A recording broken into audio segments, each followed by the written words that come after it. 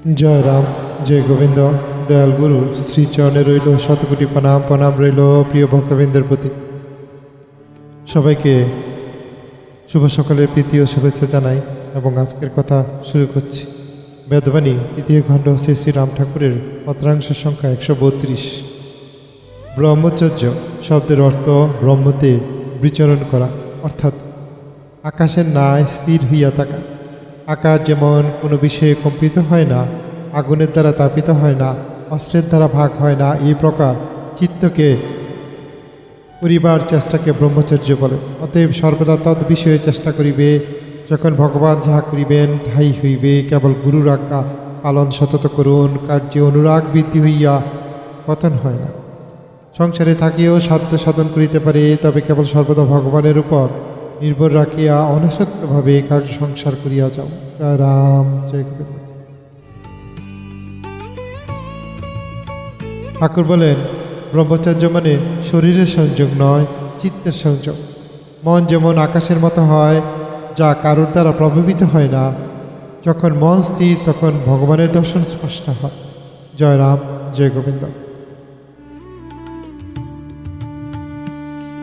গুরু ভ্রাতা, গুরুভগ্ন এবং সবাইয়ের প্রতি আবারও প্রণাম জানাই এবং উক্ত পত্রাংশটি নিম্নরূপে ব্যাখ্যা করার চেষ্টা করা যাচ্ছে।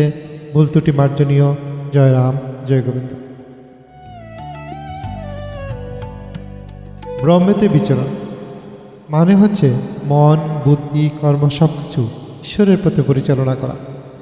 ব্রহ্ম মানে ঈশ্বর ভাবনায় বিচরণ করা, কেবল শারীরিক নয়, মানসিক শুদ্ধি। 2, আকাশের ন্যায় স্থির থাকা। আকাশের মতো প্রশান্ত চিত্ত। কেউ প্রশংসা করুক বা নিন্দা করুক, মন যেমন অচল থাকে। এই স্থিরতা হলো আধ্যাত্মিক শক্তির মূল উৎস বা চাবিকাঠি। জয় রাম, জয় গোবিন্দ। 3, গুরুর আজ্ঞা পালন করুন। শ্রী শ্রী দয়াল ঠাকুর বলেন, যখন ভগবান যাহা করিবেন তাহাই হইবে। কেবল গুরুর আজ্ঞা পালন সতত করুন। জয় রাম, জয় গোবিন্দ। মনে মনে গুরুর চিন্তা করুন, মানে নিজের ইচ্ছায় নয়, গুরুর আদেশ ও ঈশ্বরের ইচ্ছে পথ প্রদর্শক হোক আপনার। জয় রাম, জয় গোবিন্দ। কার্যে অনুরাগ বৃদ্ধি হইলে পতন হয় না। তিনি কর্মে প্রেম রাখেন, ঈশ্বরকে কেন্দ্র করে কাজ করেন, তার পতন হয় না, কর্মই সাধনা হয়ে ওঠে। জয় রাম, জয় গোবিন্দ। সংসারে থেকেও সাধনা সম্ভব। ব্রহ্মচর্য মানে সংসার ত্যাগ নয়, ভগবানের উপর নির্ভর রেখে অনাসক্তভাবে সংসার করা। কাজ করো, কিন্তু ফলের মোহে জড়িও না। ইহা গীতার বাণী। জয় রাম, জয় গোবিন্দ।